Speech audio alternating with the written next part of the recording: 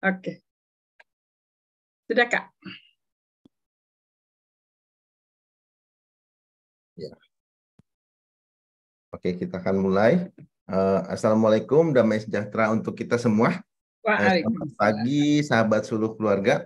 Pagi ini kita bertemu kembali dalam acara Kultur Parenting Pagi, edisi Jumat, 7 Juli 2023. Benar-benar cepat ya, waktu berjalan, ini udah masuki semester kedua 2023. Terus semangat dan sehat selalu kakak-kakak semua. Bulan Juli ini kita akan mempunyai tema Agility Shift. Pagi ini akan berdiskusi dengan judul yang sangat unik. Walau seperti saya nggak terima gitu ya, tapi saya bersetuju nih sebagai moderatornya. Karena judulnya itu Perempuan Penggerak Perubahan Terbaik.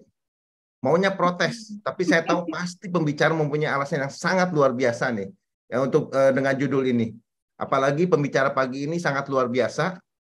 Beliau memang penggerak, praktisi, pemicu, penyemangat dalam membuat perubahan, terutama pada pendidikan anak. Sebentar lagi Kak Yanti akan menjawab pertanyaan, apakah perempuan benar-benar penggerak perubahan terbaiknya? Bila iya, bagaimana nih cara melakukannya? Jadi tanpa nunggu lama lagi, silakan Kak Yanti untuk memulai diskusi kita. Iya, terima kasih Kak Dani. Ya, benar ini apa sih?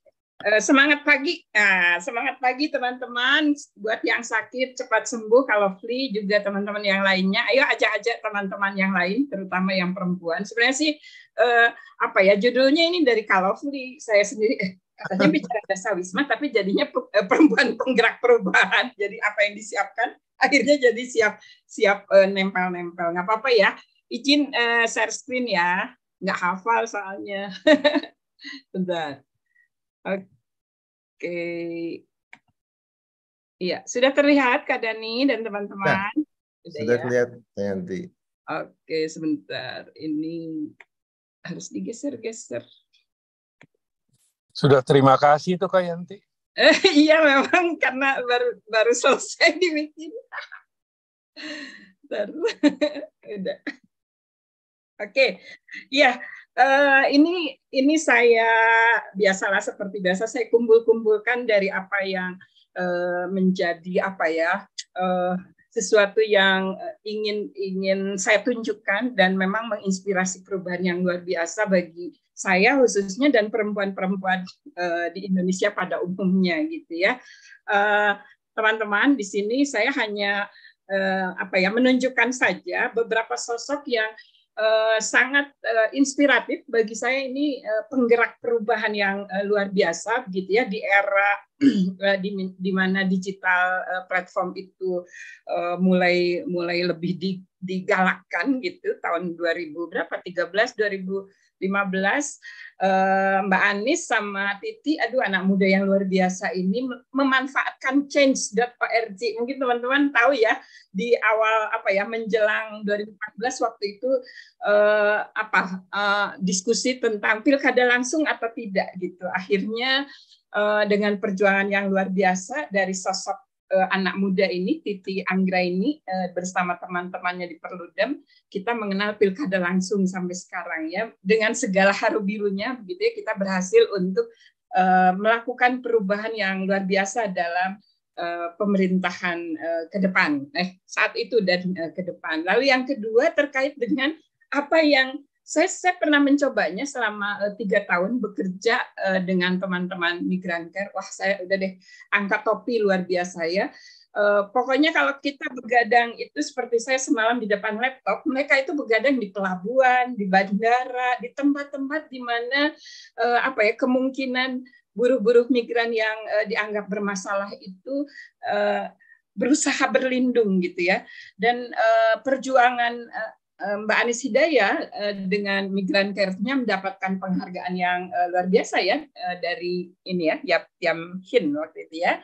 Lalu saat ini dengan posisinya sebagai salah satu komisioner di Komnas HAM, TPPO tindak pidana perdagangan orang dan kekerasan terhadap perempuan dan anak khususnya kembali digesak. Sempat agak melempam karena ada tiga hal yang selalu didengung-dengungkan oleh Mendikbud. 3 dosa pendidikan. Aduh, saya sebenarnya dengan Lovely agak gimana gitu, agak garis sih dengan istilah 3 dosa besar ini. Tapi mau tidak mau memang kekerasan itu sudah luar biasa dampaknya terhadap anak-anak kita, bukan hanya anak perempuan. Ternyata bahkan dalam penelitian yang kita kaji selama berapa tahun di Kemensos dan Kemenkes, justru laki-laki 3-5 kali, anak laki-laki 3-5 kali lebih rentan terhadap kekerasan yang disebut kejahatan seksual di usia anak. Gitu. Ini yang perlu menjadi perhatian saya khususnya karena saya sempat merasa, waduh, dulu itu saya kok lalai banget ya, karena anak laki-laki jadi saya abur aja gitu ya. Kelas 1 sampai kelas 3 SD, anak saya itu dari Cimahi ke Dago untuk belajar bahasa Inggris dengan teman-temannya di Jalan Dago itu pakai sepeda.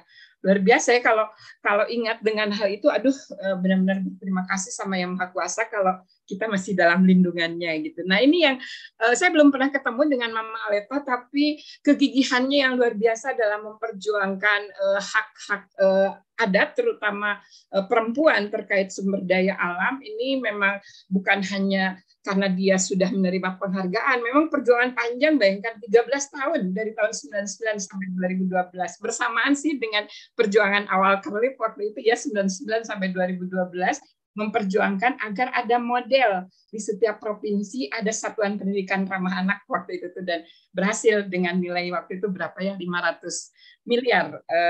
Madrasah Aliyah Insan Cendikia di 20 provinsi menjadi model bagaimana satuan pendidikan ramah anak itu di apa ya, piloting dari awal memilih lahannya sampai pembelajarannya. Masih banyak kritik di sana sini karena memang untuk mengawal perubahan itu nggak bisa cuma hit lalu run gitu ya, diserahkan kepada orang lain. Ternyata harus terus dikawal seperti yang dilakukan oleh Mbak Anis, Mbak Titi, bahkan Mama Aleta ya, sampai saat ini pun masih terus berjuang untuk menggerakkan perubahan gitu. Nah, saya sih mengajak menukik ke apa yang bisa kita lakukan gitu sebagai perempuan khususnya, atau orang-orang yang memiliki adik atau kakak perempuan, paling tidak pasti punya ibu perempuan ya, ya itu ya.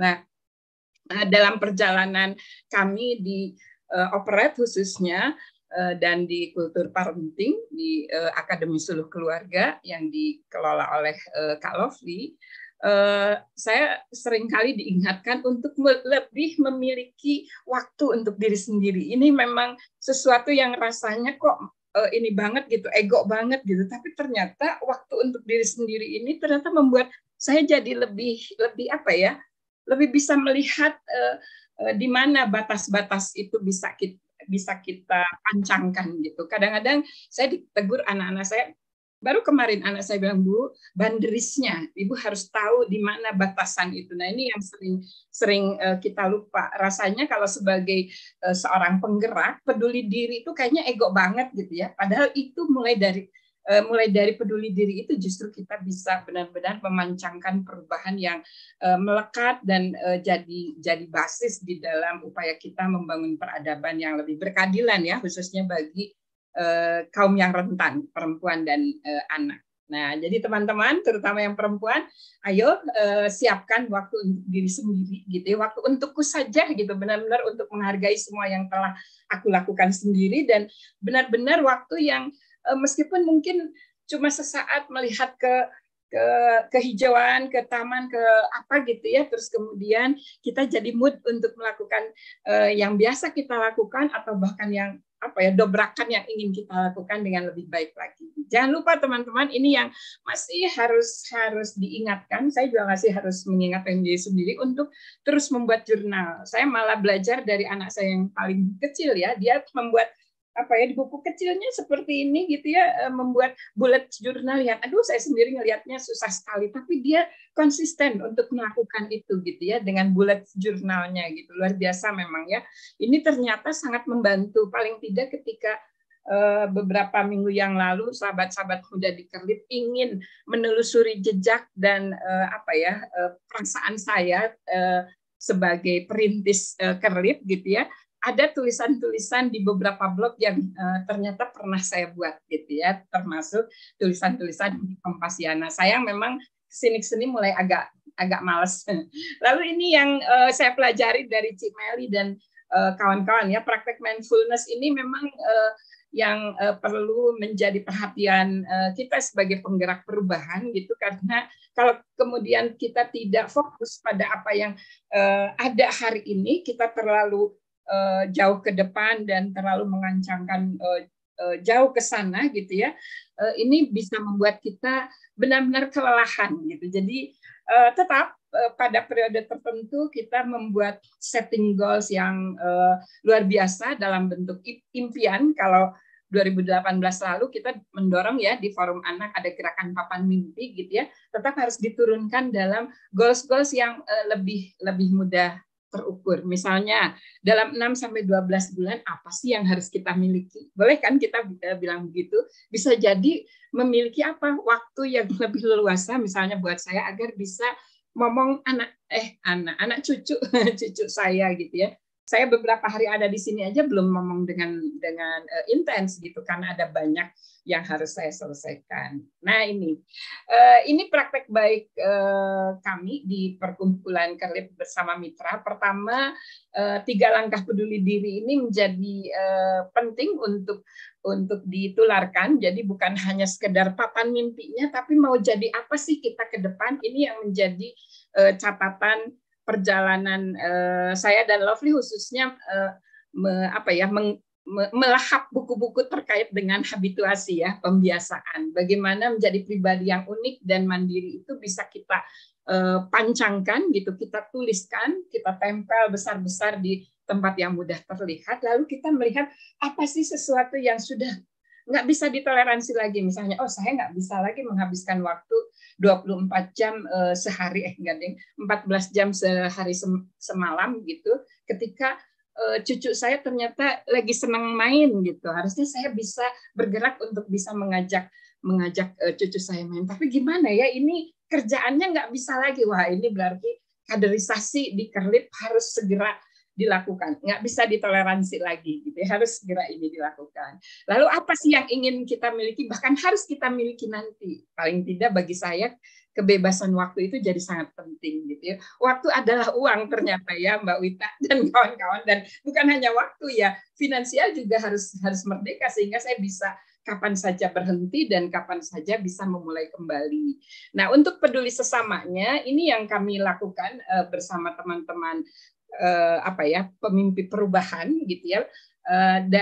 Dari proses 4 langkah peduli sesama ini lahir beberapa puluh anak yang kemudian terpilih menjadi yang change maker di Asoka, dan beberapa anak muda yang terpilih menjadi pencerah Nusantara. Jadi saya melihat apa yang dilakukan ini bisa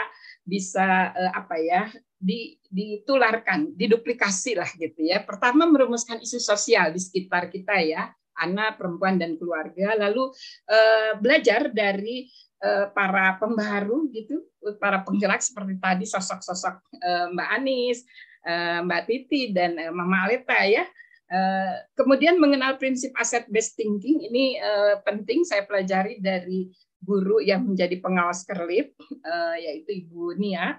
Jadi katanya kita perlu mengedepankan 3 prinsip ini. Kata mencipta dunia ini penting katanya, karena kita adalah penggerak peradaban gitu ya. Jadi memang sebagai sebagai orang yang jadi penggerak kemudian membuat pandangan dunia yang baru yang lebih berkeadilan, mencipta dunia ini jadi sangat penting menjadi prinsip kita. Nah, belajar itu jadinya proses mencipta. Kemudian sebagai apa jadinya kita bisa melakukan fasilitator, mentor, atau pendamping. Lalu kita susun daftar rencana mandirinya bersama teman-teman dalam bentuk apapun ya, bisa dalam bentuk vision board dan sebagainya. Nah, untuk 5 langkah peduli semesta, saya langsung saja mengambil praktek baik dari anak-anak muda yang menjadi pencerah Nusantara, inspirasi pencerah Nusantara dengan tahapan champion, change, dan connect-nya. Teman-teman bisa melihat change.org ya, itu luar biasa ya untuk melakukan perubahan sampai di bidang politik gitu ya, bisa cepat berubah gitu. Lalu 6 langkah gembira menjadi keluarga peduli pendidikan, ini kami terus melakukan penyesuaian dengan temuan-temuan praktek baik berikutnya. Praktek baik yang paling terkini adalah perubahan dari tadinya tahap kedua itu 20 menit mendongeng untuk anak usia dini, kemudian berubah jadi ragam 20 menit yang memukau, termasuk belajar rencana siaga keluarga misalnya ada di dalamnya. Lalu sekarang berubah lagi menjadi Gita Rasa, belajar dari teman-teman SMP Negeri 7 Krui, Paham Bali dan kawan-kawan. Ini sebagai apa ya?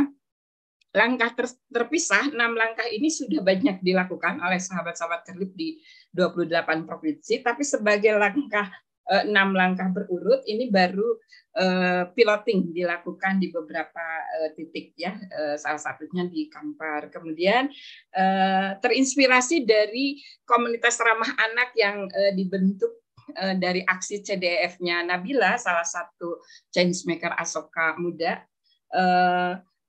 Kita buat kelompok belajar bersinar gitu ya. Saya agak kaget juga sih ketika melihat ternyata komunitas belajar yang dimaksud di dalam apa itu tuh kebijakan Merdeka Belajar yang baru ternyata hanya untuk pendidik. Saya pikir untuk anak-anak gitu.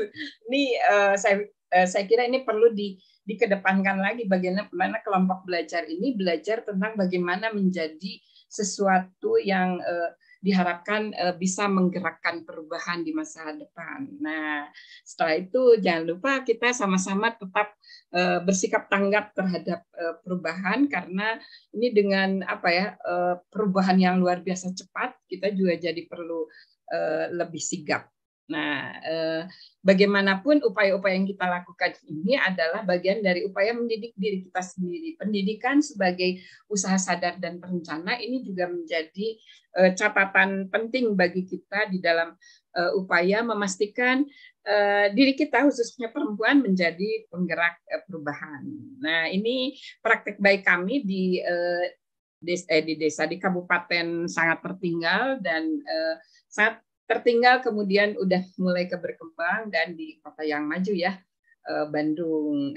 Seperti ini inspirasi dari Pencerah Nusantara, lalu dari teman-teman yang changemaker Asoka, ini sudah menjadi modul untuk pelatihan guru. Udah lebih dari 30.000 guru ya yang dilatih langsung oleh Kerlip gitu, dengan cara seperti ini, cara sederhana tapi benar-benar memikat, menemukan berlian dalam diri dengan start to empati dan selalu fokus terhadap hal positif dalam diri kita. Ini mindfulness-nya terus dilakukan ya di dalam setiap tahapan kegiatan. Lalu impian terus diturunkan menjadi vision board gitu sampai akhirnya menjadi book of me untuk diri sendiri. Ini contohnya seperti ini. Sengaja ditunjukkan nih, Arlian nih salah satu yang changemaker Asoka. Kalau ini dari guru-guru yang kami latih, dari guru-guru di daerah bencana waktu itu ya, tsunami di mana, Banten. Nah, kembali lagi mindfulness-nya jangan lupa gitu ya, dan dilekatkan dengan produk. Ini guru-guru dari daerah bencana membuat bahan ajar yang luar biasa dalam waktu 40 detik gitu. Mereka menunjukkan portofolio kelompok yang luar biasa ya, mulai dari permainan, terus lagu dan gerak gitu, sampai ke puisi dan sebagainya ya.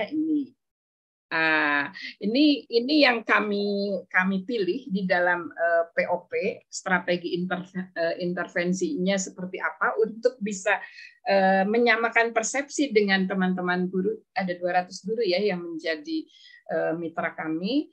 Ini dijadikan lembar inspirasi belajar ramah anak, digali bersama, kemudian melalui cara asik cari tahu kita turunkan di dalam rencana aksi yang disebut Satuan Aksi Pembelajaran gitu ya.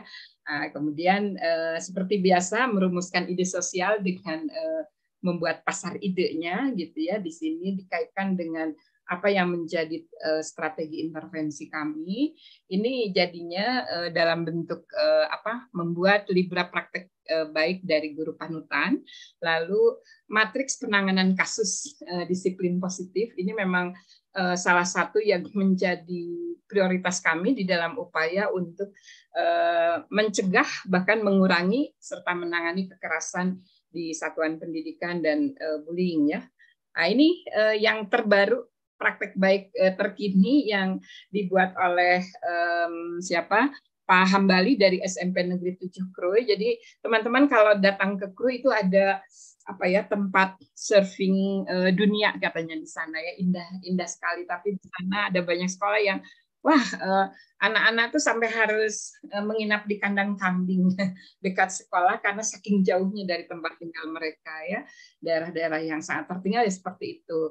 Awalnya Gita Rasa ini berbagi cerita bersama keluarga dan sekolah, tapi kemudian diperluas, kami perluas menjadi berbagi cerita untuk raih asa.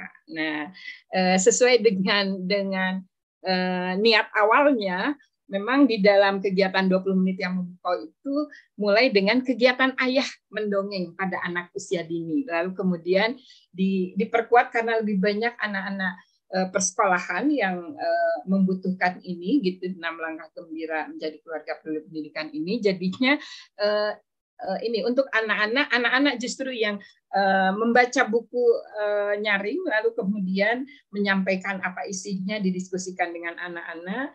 Di sisi lain ini kalau di Pandeglang digunakan untuk menyusun tas siaga bencana. Ini bisa lihat ya, ayah dan anak menyusun tas siaga bencana. Oke, ini sebagai inspirasi. Terima kasih sudah menyimak. Silakan Kak Dani, kita diskusi bersama-sama. Pasti di sini perempuan-perempuan penggerak perubahan udah nggak sabar nih untuk sharing kelihatannya. Silakan Kak Dani. Ya, makasih Teh Yanti. Wow, saya sih terus terang terkagum-kagum dengan apa yang tadi dipresentasikan ya. Dari mulai cuman sekedar dasar-dasarnya ya, gitu, bahwa fokus tentang apa 3 langkah untuk diri sendiri, 4 langkah untuk sesama, 5 langkah untuk alam, ada 6 langkah. Terus apa yang udah Teh Yanti buat itu wow, benar-benar luar biasa gitu. Nggak heran lah, saya merasa memang cocok judulnya gitu. Perempuan kayak Teh Yanti yang memang menjadi penggerak, yang membuat menjadi inspirasi lah. Tadi juga udah ada tiga orang yang ditunjukin sebagai apa, menjadi inspirasi untuk kita semua. Nah, mungkin di sini ada kakak-kakak yang mau share mau sharing atau ada yang mau menanyakan sesuatu kepada Teh Yanti. Tapi saya merasa memang apa yang sudah dilakukan oleh Teh Yanti itu luar biasa sekali, dan Indonesia memerlukan banyak orang seperti Teh Yanti yang untuk menggerakkan. Banyak hal yang perlu diperbaiki, banyak hal yang bisa diperbaiki bila kita bergerak bersama. Silakan kakak-kakak yang mau itu bisa langsung bicara juga boleh, atau mau lagi sibuk bisa tanya di chatroom atau share di chatroom juga silakan. Ada Pendeta Adi tuh udah lama sekali, dari mana? Dari NTT. Dari NTT. Oh, dari NTT. Wow. Ya. Kak Adi ya Kak. Ya, luar biasa. Dan saya percaya kalau yang tadi di-share itu baru 3 gitu, yang 4 sama Teh Yantinya. Tapi masih banyak sekali. Nah, ini itu dia. Ayo Kak. Silakan. Selamat pagi, lama tidak jumpa, senang mendengar cerita dari Teh Yanti, sangat meneguhkan hati. Iya, terima kasih. Masih menyerap ya Teh Yanti. Kak Adi pernah ini bertemu dengan Mama Aleta, Kak? Iya, pernah. Cerita dong, Kak. Luar biasa soalnya. Iya, Mama Aleta sempat menjadi anggota Dewan Legislatif. Iya. Masih ini ya, masih aktif ya sekarang ya? Masih aktif. Biasa. Tuh Kak Dani, Mama Aleta penggerak perubahan masih aktif. Usianya berapa sekarang ya? Sekitar 50-an. Seusia saya kan? Iya, sepertinya usia Teh Yanti. Tapi dia tokoh dunia. Luar biasa ya, Kak Adi ya. Kak Adi juga pasti banyak ininya tuh, banyak praktek baiknya, menggerakkan perubahan dari gereja ya, Kak ya? Gereja atau sekolah, Kak? Ya, dari gereja, latar belakang. Boleh dong cerita, Kak? Ya, silakan. Kak Pendeta Adi mau sharing? Masih terus berjuang seperti tadi yang dikatakan oleh Teh Yanti, merumuskan isu-isu sosial di sekitar anak, perempuan, dan keluarga. Itu masih menjadi komitmen. NTT masih ini ya Kak, NTT masih tinggi ya buruh migran bermasalahnya ya? Benar. Sampai dengan dari Januari sampai dengan Juni ini sudah 67 jenazah. Inilah meninggal dari meninggal. Dikirim jenazahnya dari luar dari Malaysia. Waduh. Lebih banyak berarti ya Kak ya? Iya. Baru 1 semester. Tahun ini baru setengah tahun tapi sudah 67 jenazah. Aduh. Mereka ini masih apa sih buruh migran yang tanpa izin atau gimana Kak? Ada yang tanpa izin, ada yang izin, punya izin. Perlindungannya berarti masih kurang ya? Masih rendah. Ada organisasi di NTT yang setiap saat menerima jenazah di kargo Penfui di Kota Kupang. Dan itu berasal dari beberapa kabupaten yang ada di NTT. Berarti perlu banyak perjuangan. Iya. Jadi terpaku ya Kak Dani ya. Memang seperti itu Kak. Saya hanya berani 3 tahun menemani Mensos untuk jadi tim ahli di tindak pidana perdagangan orang karena miris melihat apa yang terjadi di NTT, di NTB ya, di Lampung, di Jawa Barat sendiri ya, daerah Indramayu, terus di Malang waktu itu entah gimana. Jadi apa ya? Satu diatasi jutaan masalahnya muncul gitu kan ya Kak Adi ya? Iya, saya juga kan bergabung. Nambah, kan? Iya, bergabung dengan komunitas Hanaf. Kami berjuang bersama-sama dengan pekerja rumah tangga yang masih banyak mengalami diskriminasi, kekerasan. Ya itu juga termasuk pekerja rumah tangga di sini ya di Indonesia ya masih belum manusiawi gitu, apalagi yang di luar ya dengan benar perlindungan. Itu baru satu daerah ya NTT ya, daerah lain banyak juga itu. Iya, Jawa Barat lebih ini lagi lebih. Iyalah, paling tidak kita ini deh berbagi isu apa aja sih yang menurut teman-teman sangat ini ya Kak Dani ya sangat darurat harus segera diatasi. Kalau kita di kultur parenting pagi kan sepakat dengan apa yang awalnya disuarakan Cimeli, darurat parenting, darurat pengasuhan gitu ya sebagai akar dari masalah-masalah yang kemudian membuat anak-anak kita, terutama anak perempuan, mendapat perlakuan salah gitu ya Kak Dani ya? Iya. Tapi tadi yang Teh Yanti share itu saya sangat terinspirasi ya bahwa Teh Yanti itu hanya bukan sekedar, maksudnya nggak sekedar lapisan luarnya, tapi benar udah terprogram detail gitu ya sampai ke dalamnya gitu. Jadi saya tuh mau melatih gurunya maupun untuk ke anaknya itu sampai ke dalam-dalamnya gitu. Dan itu akan luar biasa sekali. Oh ya, silakan Kak Daniel, udah resen nih kayaknya Kak Daniel. Silakan, Kak Daniel. Terima kasih, mohon maaf aku off cam ya. Siap. Ya, gini Kak Yanti, ini kemarin saya dapat ada satu video seorang dokter ya. Dari mungkin daerah Papua kali ya. Itu menurut teman-teman dia dari Papua.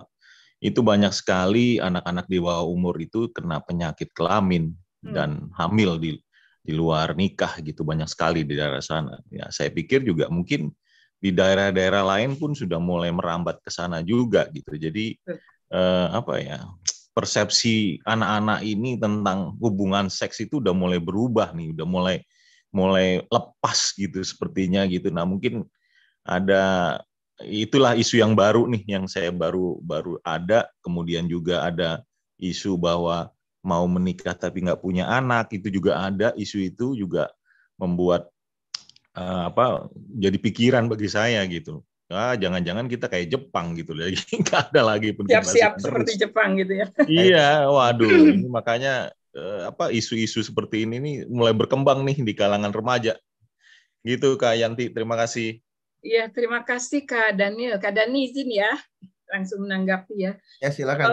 Ya, ini pula yang menjadi keprihatinan utama saya ketika melakukan pemetaan anak putus sekolah di Kampar khususnya gitu ya, dari 162 desa yang berhasil menemukan anak putus sekolah di wilayahnya gitu.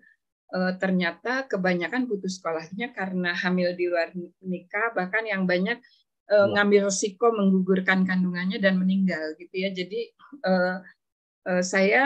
saya prihatin karena Kampar ini digadang-gadang dari dulu sebagai Serambi Mekahnya Riau gitu ya. Tapi saya ingat saat saya turun di Serambi Mekahnya Indonesia, apa Serambi Mekah dunia ya, di Aceh pasca tsunami, saya melihat banyak potret, saya bilang potret lah ya, yang saya tangkap ini kok kebebasan perilaku seksual anak-anak muda kita gitu. Waktu itu saya berpikir masih anak muda gitu. Ternyata ketika di Kampar bahkan dari kelas 4 SD ya, 4 sampai 2 SMP gitu. Jadi itu benar-benar remaja awal gitu ya, dengan saya melihat apa yang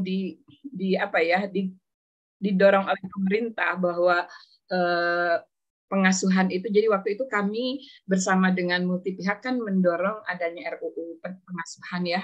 Tapi kemudian kami akhirnya sepakat dengan pemerintah pengasuhan yang utama itu pengasuhan yang dilekatkan dengan spiritualitas keagamaan, sehingga kami sepakat kemudian akhirnya bina keluarga itu gitu ya didorong di setiap majelis agama di Kemenak. Jadi ada bina keluarga Islam, bina keluarga Sakinah, ada bina keluarga Katolik dan sebagainya. Karena ini terkait dengan visi misi awal yang ingin dibangun oleh keluarga. Nah, masalahnya ternyata memang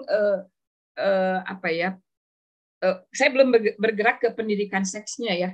Komunikasi lah yang paling awal gitu ya. Komunikasi di keluarga itu kan benar-benar makin mengalami hambatan dengan adanya gadget ya. Saya dengan teman-teman di Bandung menangani misalnya 25 balita yang akhirnya jadi gila tetap gitu karena nannypad, karena memang diasuh dengan iPad. Itu baru dari sisi fisik gitu ya, sampai kemudian secara mental kena. Belum lagi dari sisi kontennya, di mana pop up tentang pornografi, porno aksi, bahkan porno tulisan gitu ya, itu benar-benar tidak terbendung ketika anak-anak kita menggunakan gadget. Jadi memang kita tidak lagi harusnya tidak lagi berhenti hanya menyuarakan anak sekolah tidak menggunakan gadget di sekolah gitu.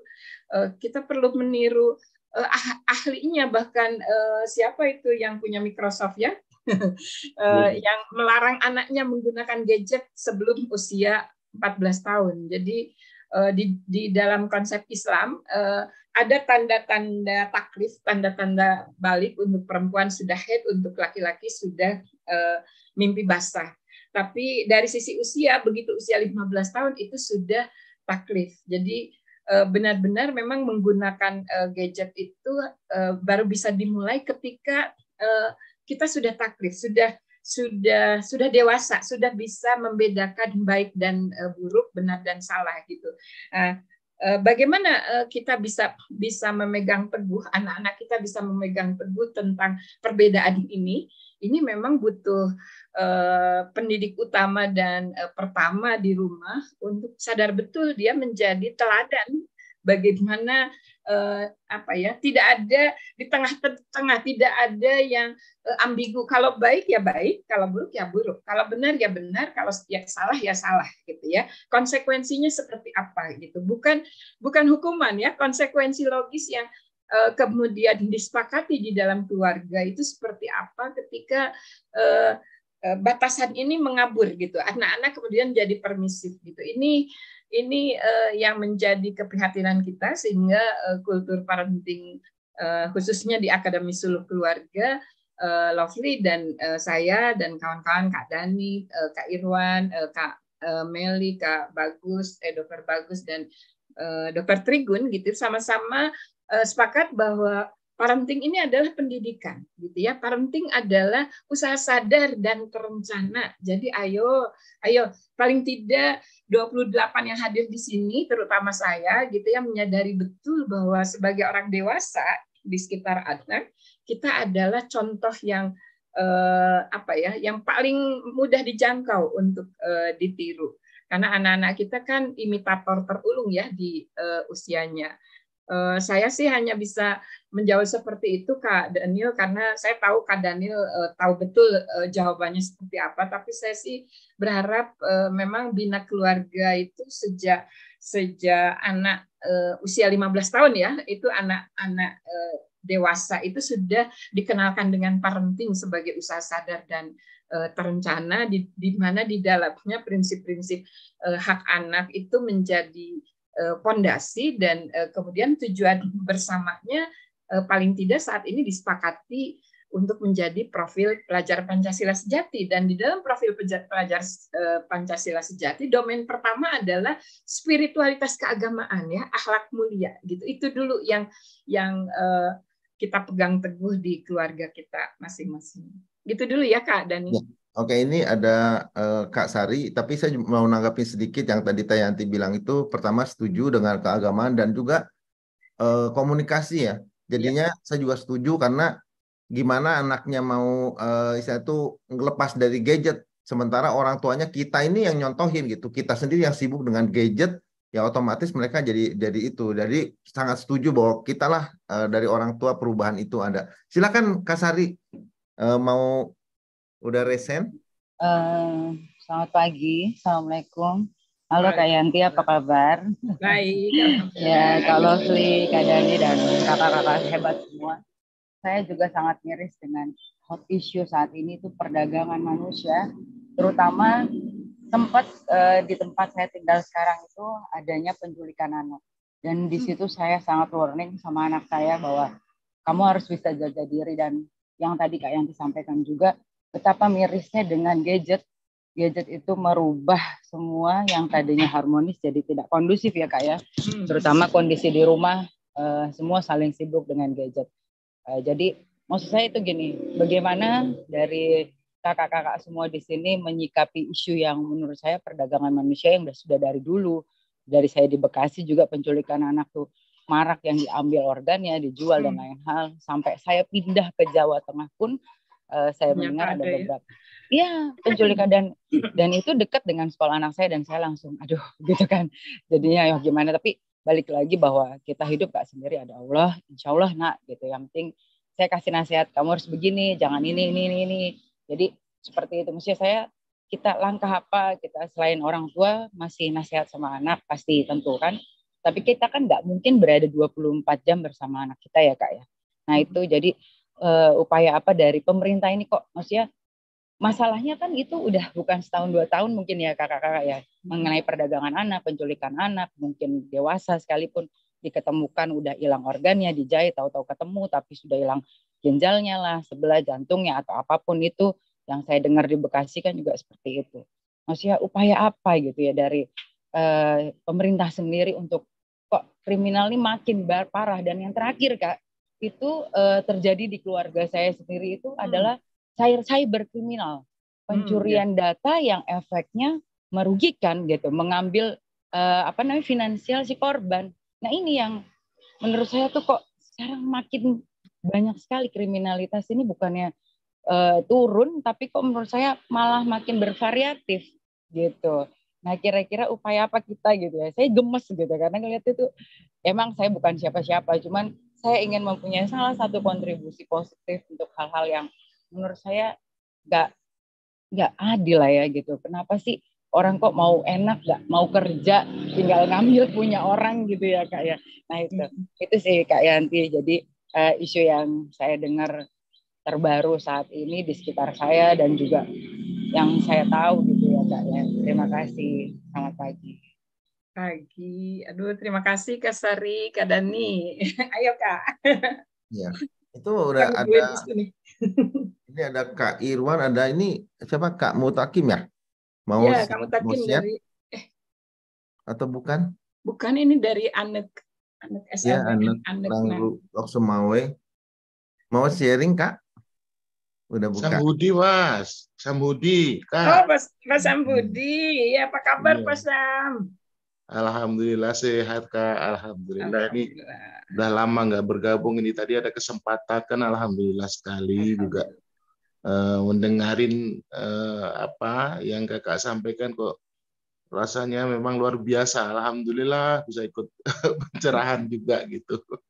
Karena kami juga begini, di sekolah-sekolah pun kebetulan kami pegang SLB kan. Di SLB pun kami setiap minggunya itu kami juga secara mendadak kadang-kadang kami sweeping, kami ambilin HP-HP itu, nanti kami periksa. Terus lama-lama kok semakin kurang bagus, terus akhirnya kami juga ambil inisiatif, kami panggil orang tua semuanya, kami kumpulkan, terus kita membuat semacam rapat kayak mana, apakah ke depan tuh di sekolah kita bebaskan HP atau kita batasi HP gitu. Terus ternyata setelah begitu semua orang tua kalau memang kurang baik prospeknya, bagus kita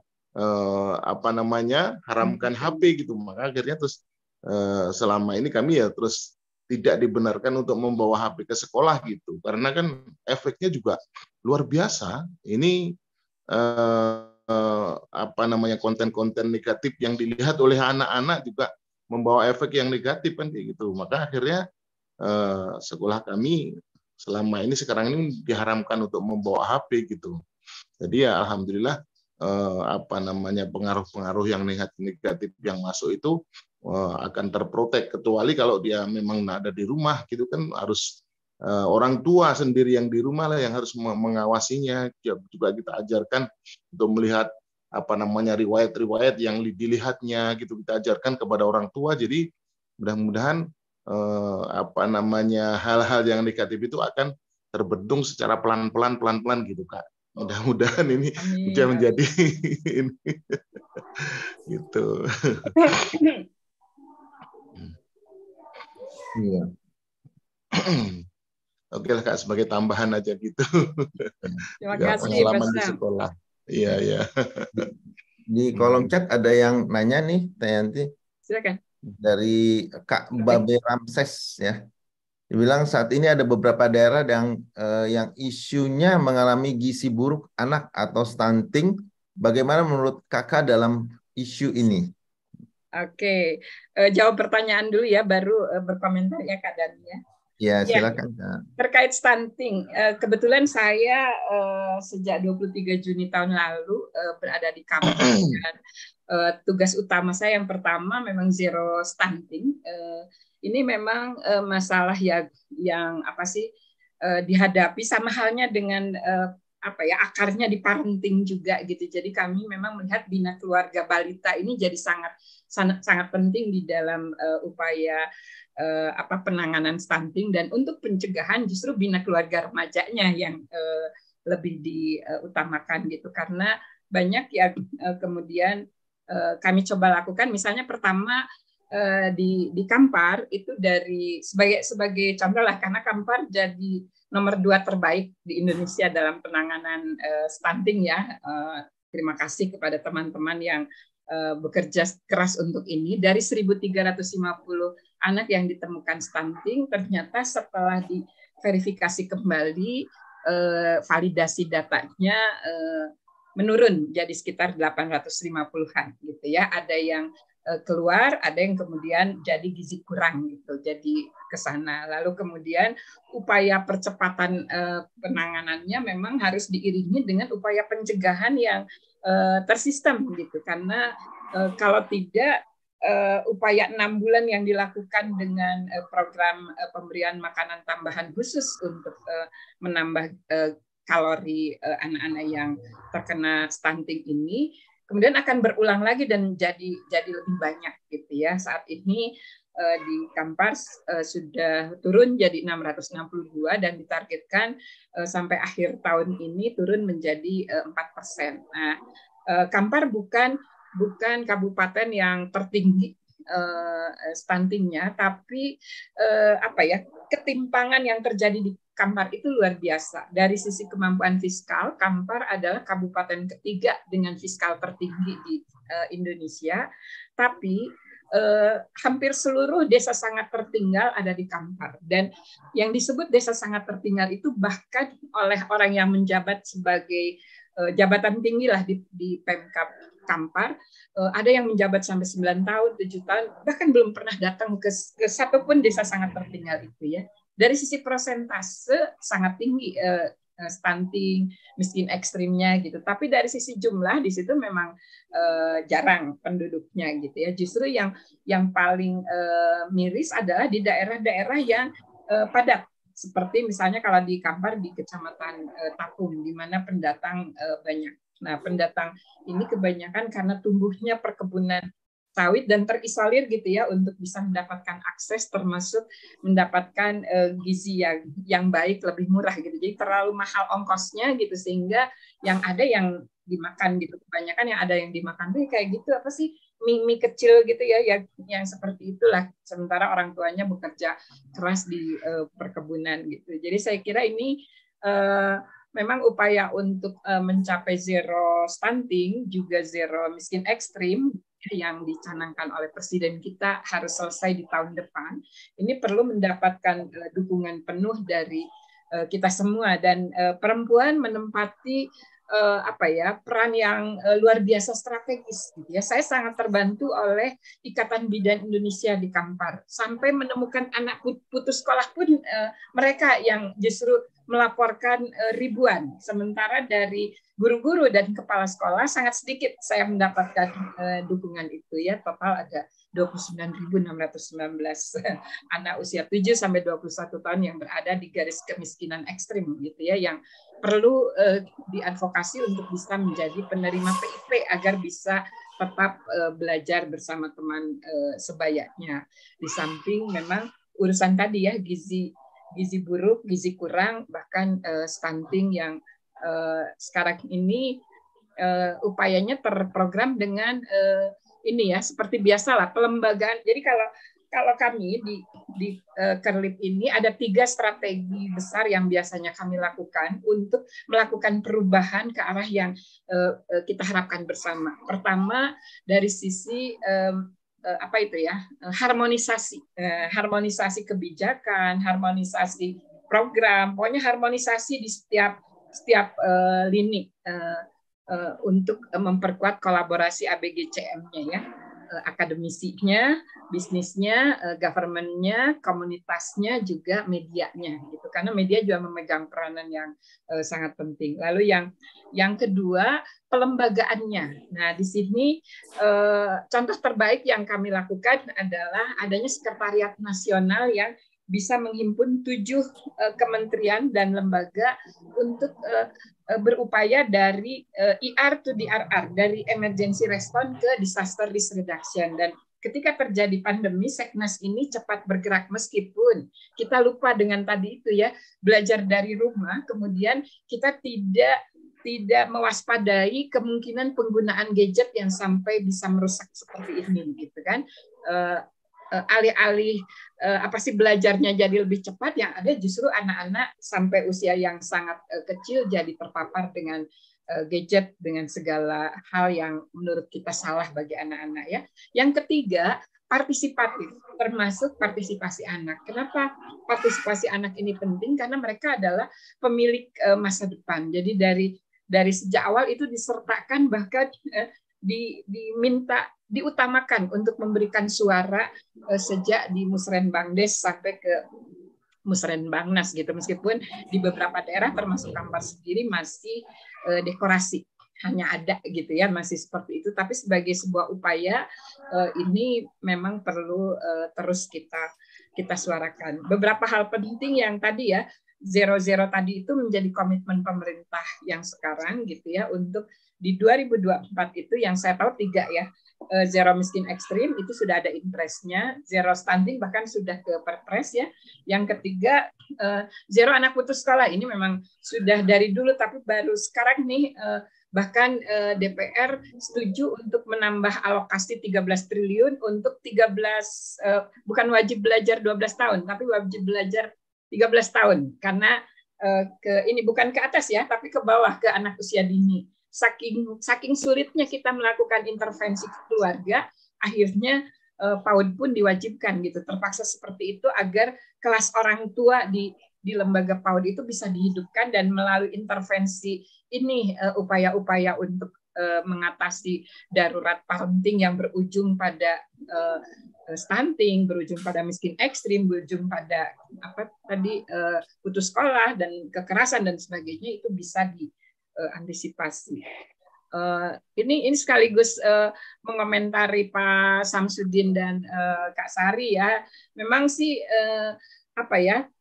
ketika saya masih ingat ketika mendirikan SD Hikmah Teladan dulu di perbatasan Bandung Cimahi, saya sempat memecat kepala sekolah 1 hari.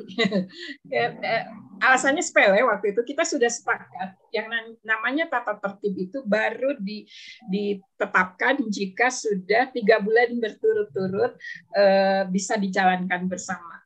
Dan secara sadar mindfulness-nya gitu ya, itu antara orang tua, guru dan anak itu bersama-sama menjadi tim pemantau kebiasaan baru ini gitu. Dan tata tertibnya bukan tata tertib ke arah negatif, justru ke arah positif. Karena itu tadi ya, ketika kita lihat kertas kosong, anak bagi kertas kosong katanya ya, sering yang kelihatan itu titik kalau di kertas kosong itu ada titik hitam, ini yang paling kelihatan, bukan kertas kosongnya. Kita kembalikan agar cara kita melihat anak itu benar-benar ini anak itu kertas kosong dalam arti kebaikannya itu lebih luas dibanding satu titik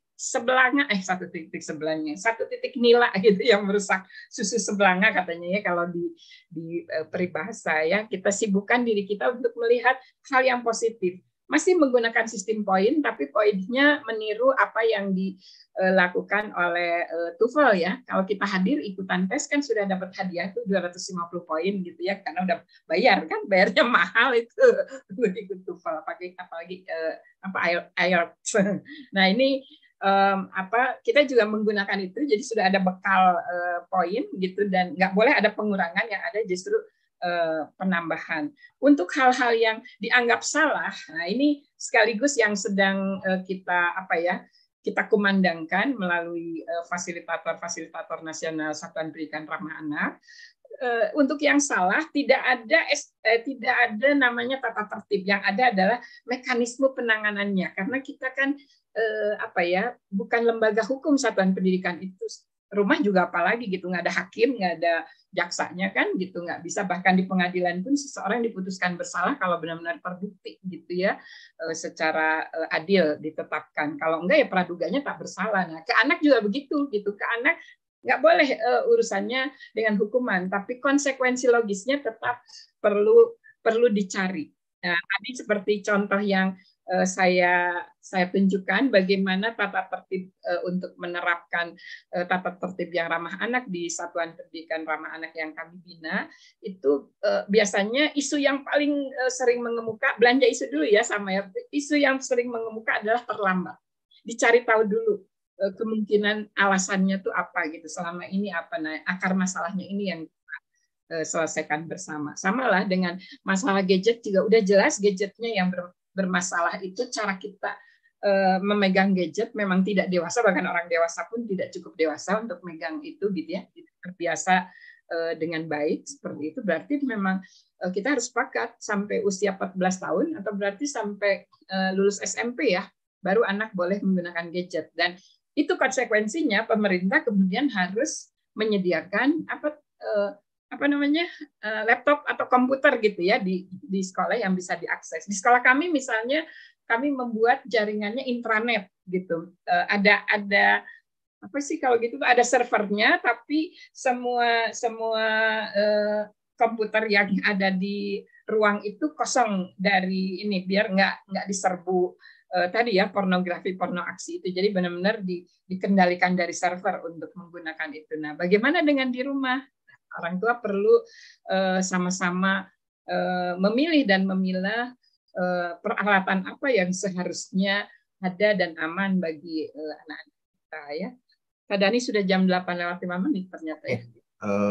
Oke, luar biasa sekali pagi yang benar-benar menginspirasi. Makasih Teh Yanti yang udah walaupun belum tidur nih, tapi dengan semangat nih terus memberi kepada kita ya, berbagi ya. Dan jadi saya tuh bukan hanya sekedar judulnya doang nih, tapi benar-benar Teh Yanti udah tunjukin bahwa wanita itu benar-benar penggerak ya, penggerak ya. Jadi terima kasih juga untuk semua kakak-kakak yang telah hadir di sini. Kak Deli, silakan kita kalau bisa buka kamera karena kita mau difoto. Silakan beri ke hati. Wah, ada Kak Irwan nih. Akhirnya. Ya, Kak Irwan ngasih statement dong. Boleh ya, Kak Dani? Boleh, atau mau closing statementnya Kak Irwan aja? Iyalah, Kak Irwan aja. Saya udah kebanyakan bicara. Silakan Kak Irwan, closing statement. Ya, terima kasih Kak Yanti, Kak Dani. Memang diskusi ini nggak cukup satu sesi, Kak.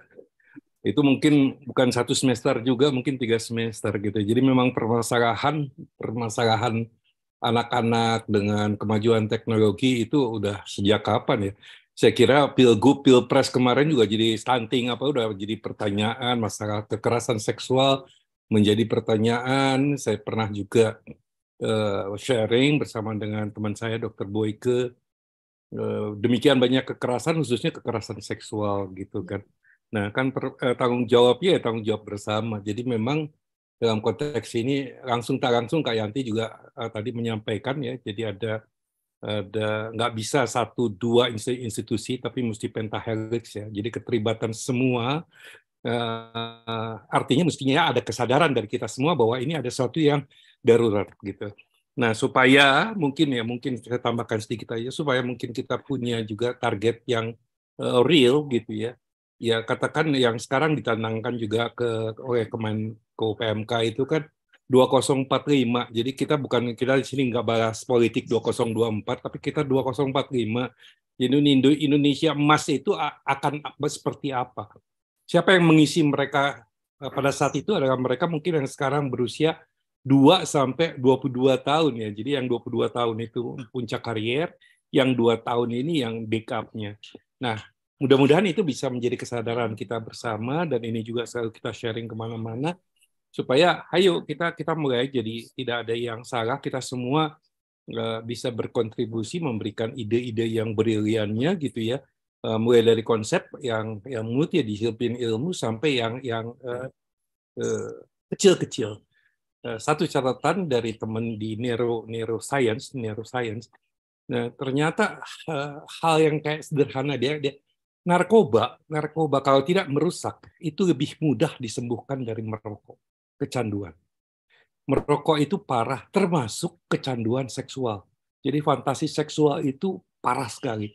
Jadi jangan sampai itu kena gitu ya di anak-anak. Kemarin juga ada bahasan panjang lebar kali tinggi kali ini dengan Kak Yanti ya.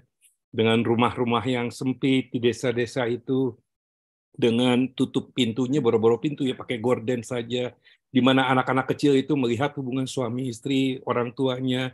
Nah, itu akan berdampak yang luar biasa gitu. Dan rekaman otak kita itu kan begitu hebatnya gitu ya.